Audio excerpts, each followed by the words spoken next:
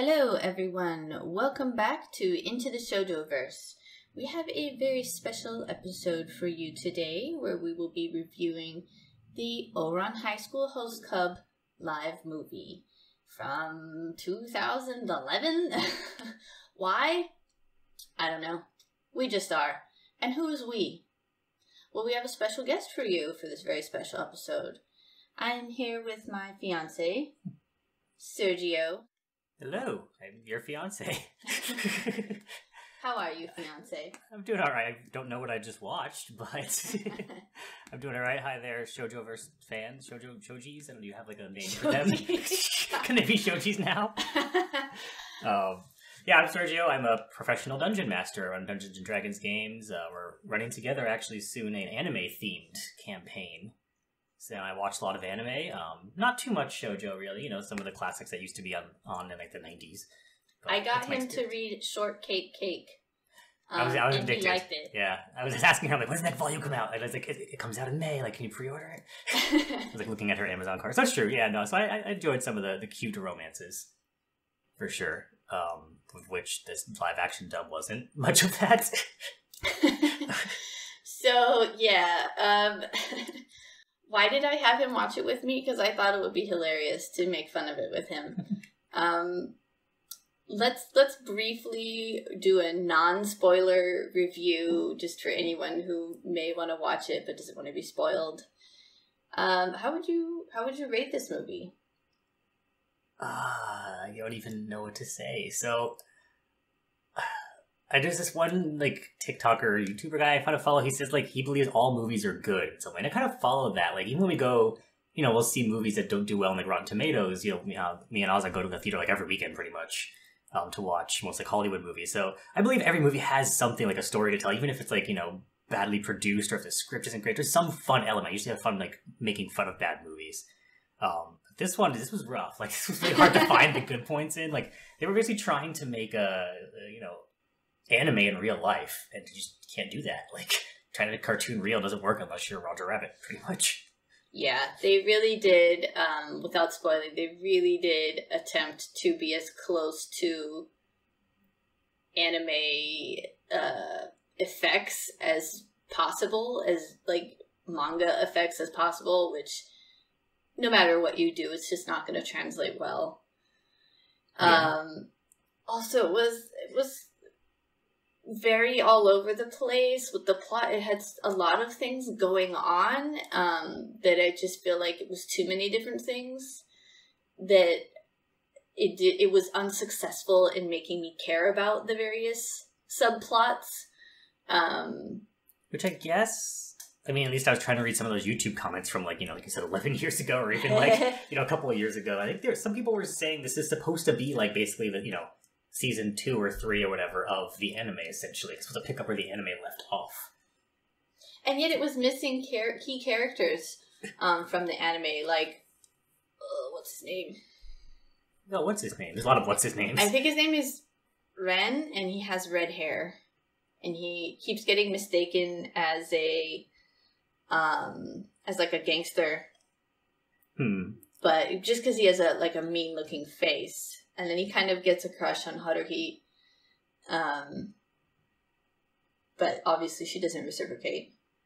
But it's funny you say that, because at the same time, like, there's characters that are just, like, are there, and, like, they don't really need to be there, at least in the context of this movie. There's, like, that one, there's a romance, let's just say, that, like, I'm guessing if you're invested in the series would pay off, but if you're just watching, like me, someone who doesn't really know the series, just watching this singular movie, like, why is this couple here? Like, what is their purpose? They didn't give them enough time to shine. So yeah, I think it's a weird movie. It's like you have to go into it loving the series, and, like, this is a continuation of something you've been watching. The guy I was talking about is Ritsu, by the way. My bad, I got the name wrong. But yeah, he wasn't even in it. Renge-chan, who's, like, a really important character, was not in the movie. Why? I don't know. I feel like the movie would have been so much better if she was in it. Lots of sparkles. Lots of CGI sparkles. Lots of CGI sparkles. Now we're getting, like, past the spoiler-free section. I don't think we really spoiled anything. But yeah, let's end our spoiler-free section with a rating. out of 10, I guess. What would you rate it out of 10? I'll give it, I guess, a 4. Generous. Because it's still competently produced for what it was trying to be, I guess. Like, I mean, I don't know. It's hard to fault the actors for acting like anime characters, probably directed that way. Yeah. I mean, they were recreating a manga. Like, it's a bad idea, but that's what they tried to do, and they succeeded.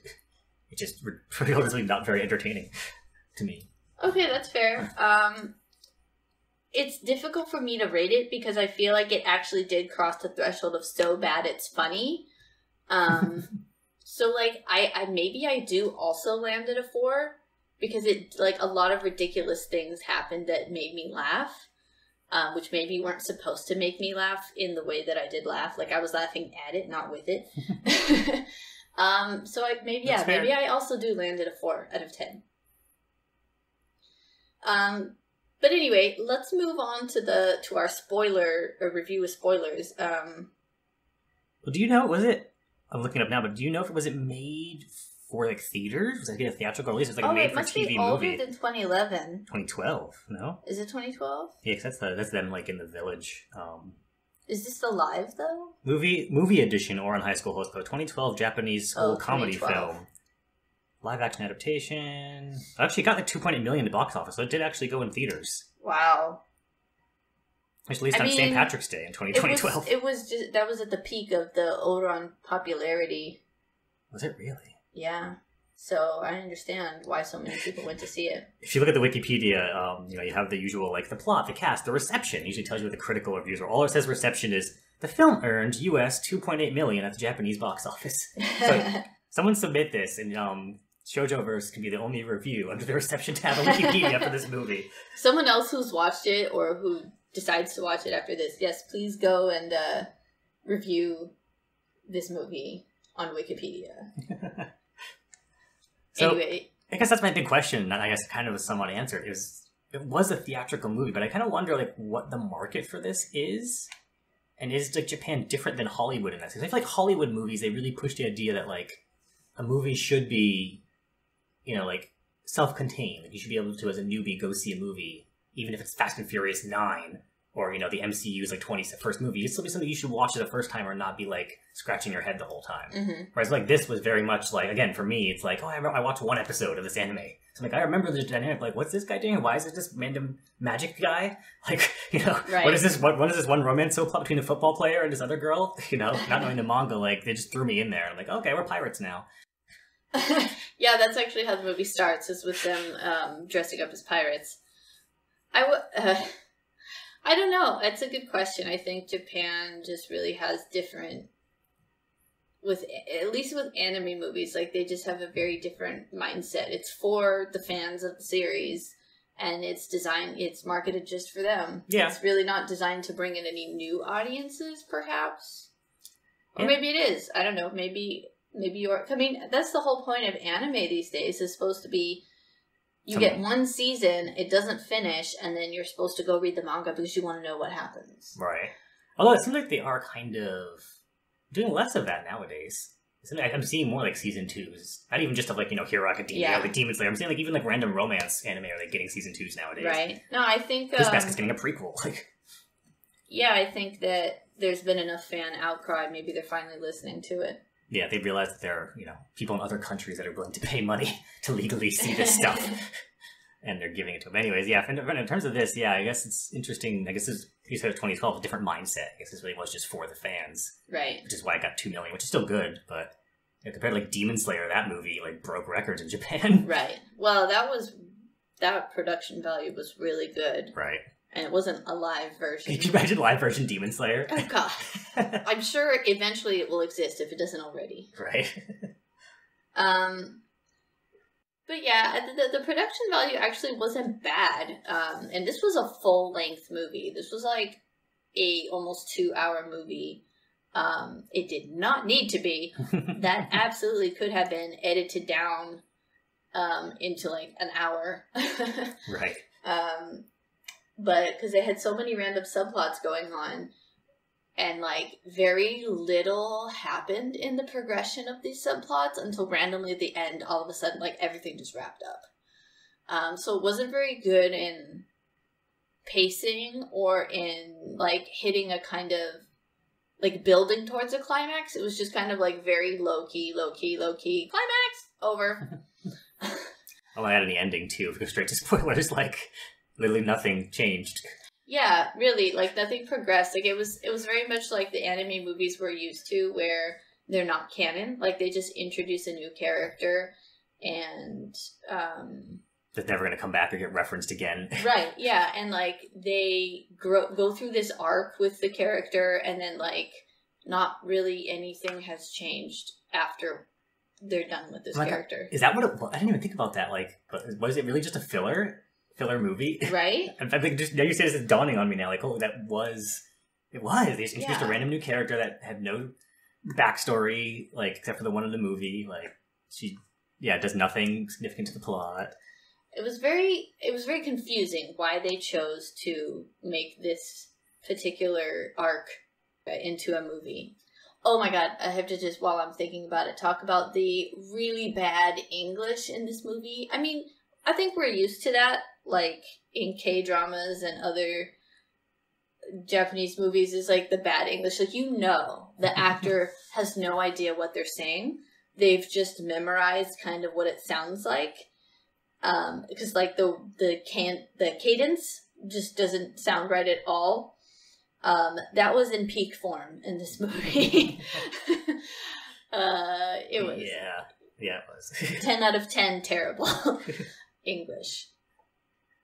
What else? I mean, there's so many things you could talk about. Like the English, the acting in general, like, kind of leads to that. Again, they were trying to act like anime characters, which was hilarious at times. Yeah, but I feel like it was not funny in the way like they intended. It was just like, I can't believe how ridiculous this is, rather than just like good old slapstick comedy, which is like what I think they were going for. For example, Tamaki, who, by the way, comes off as completely creepy instead of charming. Kind of like, a doofus, but charming is supposed to be Tamaki. He's supposed to be very attractive. I'm sorry to say to this actor, he was painfully skinny. It was a little uncomfortable how thin he was, and the hair was just not working. Anime wigs, some real people. Yeah, they didn't go for the full blonde on him, but that wig was not doing him any favors. Also, his mother wasn't French for some reason; she was Japanese. Which completely changes Tamaki's backstory because his mother's French. But anyway, the Tamaki is like constantly assaulted by actual kanji. Like when Haruhi calls him a baka, and like actual stone blocks of kanji like smack him across the room. Lots of CGI blushing and sparkles.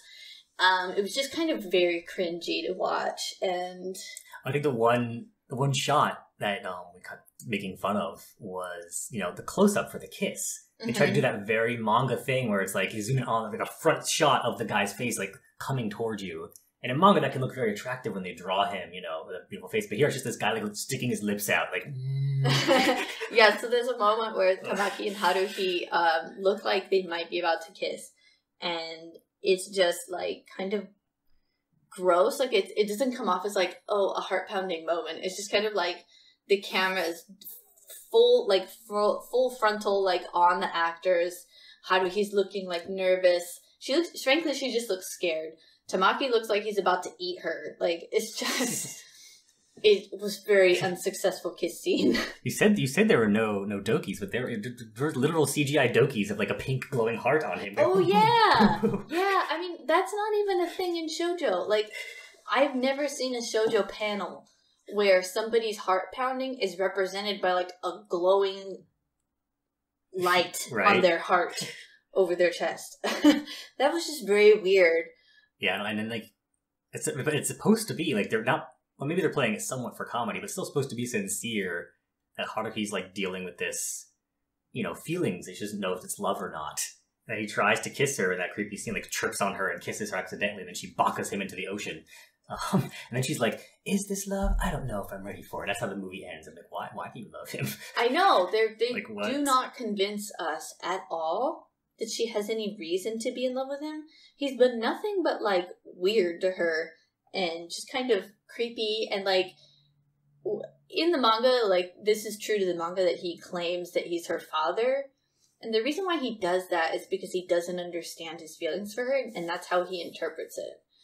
After talking to his dad, who's like, "Oh yeah," like he asked his dad, "What does it mean? Like if I want to kiss someone, or he says something like, do you ever feel like you want to kiss me?" And he's like, "Yeah, I want to kiss my cute son all the time," like on his head. And so he decides that must be how he feels about Haruhi. But, like, it's very... It just comes across as very bizarre that right after you kiss someone, you say, "I'm your father." Like, oh my god, yeah. What is this? What is Darth this? Vader moment. Yeah. I want to kiss you on the forehead. There's also... the other characters of the host club, like, they don't get many moments themselves. You know, like, in the show, Honey and Morizuka, like, they have their own arcs. The twins, like, have a very big role. Even Kyoya, like, has his own arc where you get all his backstory. And I know they don't have time for that in one movie, but, like, they just felt like such side characters. And even the twins, like, they tried to, like, slip in a moment of the twins, like, reconciling their feelings for Haruhi and just saying, "No, let's just support Tamaki in his feelings." Like, why was it even there? Like, you didn't address it at all. You just kind of threw it in at the end. Glasses guy was MVP though, for sure. Kyoya is MVP. Yeah. I think he had a little bit in his backstory, or at least his, like, the pressure he has as the son of his company or whatever that was. I can't remember, but yeah, maybe he comes in and, like, saves the day by, like, making the arrangement, which is cool. It was good. I mean, I guess it's easier to do, like, a very understated character like that. He didn't have to act like a manga character. Right. So it's easier to achieve. And then Morinosuke is there just like, "I'm 32. Like, none of these characters convinced me that they were even close to, like, high school age. Which, yeah, I mean, that's a big thing in American movies, too, right? It's, yeah, you never actually cast teenagers. But it was still, yeah, definitely very strange. And Haruhi, like, Haruhi is known for being very laid back and even cold to Tamaki most of the time. Like, she doesn't really care about his antics. She just wants to study. She just, like, kind of brushes him off a lot and has a very unemotional face. Like, that's her whole character. Whereas in this movie, she's just kind of like a cheerful, happy main character. And gets nervous around Tamaki a lot. And I was like, this doesn't even feel like the same person. I feel like they really just changed her character to make her feel more cute and easier, perhaps, to insert yourself into that role. Also, I mean, it could just be my perception, but I didn't buy that she was passing as a dude, I guess. Like, she had very just feminine features. Like, I don't think she changed her voice at all. She still had a very female voice. Right, she didn't try to put on a male voice at all. And the movie takes place after everyone in the host club already knows that she's a girl. Yeah. But even around, like, other students, she just makes no effort to, like, actually try and pretend to be a guy. Makes me wonder, like, what a host club in, like, today's, like, did it like a remake or something in today's age, like, how that would fly. How it would work, because, I mean, you know, nowadays we're more accepting of people just being, like, non-binary, or just identifying whatever gender they want. So I feel like if it made it today, like, people might just think, "Oh yeah, she looks kind of feminine, but she says she's a guy, okay. I won't scrutinize it." Like, sure. But, like, back then, it's like, no, she's clearly a female actor, like, playing a character with a short wig's not helping you pretend that you're a dude. Right, yeah. You're just a female lead, like you said, trying to be cute so that women self-insert. I guess, yeah, can easily put themselves in her place. Which I don't know why you would want to with that Tamaki being the... No, thank you. I wonder if he's got stands, though. Like in Japan, what would happen to that guy? I don't know. Probably never acted in another thing again. We should look it up. Sure. I don't know if his name was. I'll have to do a little bit of Google here. Yusuke Yamato. He's my age. He's a Japanese actor and DJ. He was a Kamen Rider, actually. No wonder his movements are like that. His crazy movements make so much sense now. Tamaki? Yeah, okay. Yeah, that's him. That's him. So yeah, the guy who played Tamaki was a common writer, so that makes more sense. Oh my god. Okay, so now I understand. Also, he got COVID. That's just there in his Wikipedia. Just Okay. in case you wanted to know. How random. Right. He recovered, though. He recovered a week later, everyone. It's okay. Don't worry, the common writer is okay. He's got quite a, actually, Wow, list he's done a lot of stuff. of accomplishments here. Nothing I recognize. Shaken Baby. He was in Shaken Baby. For all you people who love. He was in Great Teacher Onizuka. Oh, wow. He was in Last Cinderella. Okay, Smoking Gun. Looks like he, up until 2015, was doing quite a lot of work. Good for him. For him. He's focusing more on his DJ career now. Yeah, I'm sorry, I don't mean to pick on him specifically. I'm sure a lot of it was the directing, and he was just doing what he was directed to do. Right. When you put it in that context and being a common writer, it kind of makes perfect sense that he was chosen for this role. Oh my god, he looks so much better with normal His hair. actual hair. Right? That wig he was wearing look at those abs, was just not doing him any favors. Maybe a suggestion of abs. A suggestion. I think it's better with long hair. Also, I'm claiming the rights here to a suggestion of abs. It's the title of my shoujo. Yeah, right. He's an attractive guy, just not with that Tamaki wig. Yeah, that hair was just really, really working against him. I would like to kind of wrap up our review by doing my impression of Tamaki freaking out over Haruhi. Haruhi! So perfect. It is probably the cringiest thing I've ever seen. Also, you can't actually just, there is a search term for Yusuke Yamamoto abs. Wow. A whole filter for just his abs in case you want that. Okay, so I guess he bulked up after this movie, because he did look a little bit on the bony side. He had more of a runner's body for sure. Yeah. Anyway, I honestly, I do recommend that you watch this movie to have a good time making fun of it, but don't watch it by yourself. Watch it with one or two other people so you can have a good laugh at it. I don't think you'll make it through the whole movie. Yeah, do it Bees and Nikki did a couple weeks ago. Do a Smirnoff and yeah. movie. Watch it with a drink in your hand, and if you're a minor, I don't know, eat lots of sugar.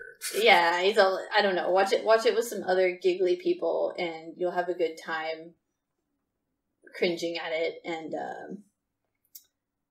being like, "What the hell is going on?" So, thank you for joining us today on Into the Shoujo-Verse, and I would like to thank our special guest, my future husband. Oh, We're getting married in 3 months. We are. Can we have just our last kiss, our first kiss as a married couple? Can we lean in very slowly to each other like that? Poof my lips out. Okay. Yeah. And everyone have to watch us awkwardly, just slowly lean in. Only if you allow me to put a ton of blush on your face. Okay. And I also the LED light on my chest, be my physical doki. Be like Iron Man with your reactor core. Iron Man was just having dokies the whole time. Alright. Thanks, everyone. And let us know if you do end up watching the movie and what you think of it. Bye-bye. Bye. Thanks for listening to today's episode of Into the Shoujo-Verse. Check out our social media. We're on Twitter at the Shoujo-Verse, YouTube and Instagram at Shoujo-Verse, and TikTok at Into the Shoujo-Verse. Thank you so much.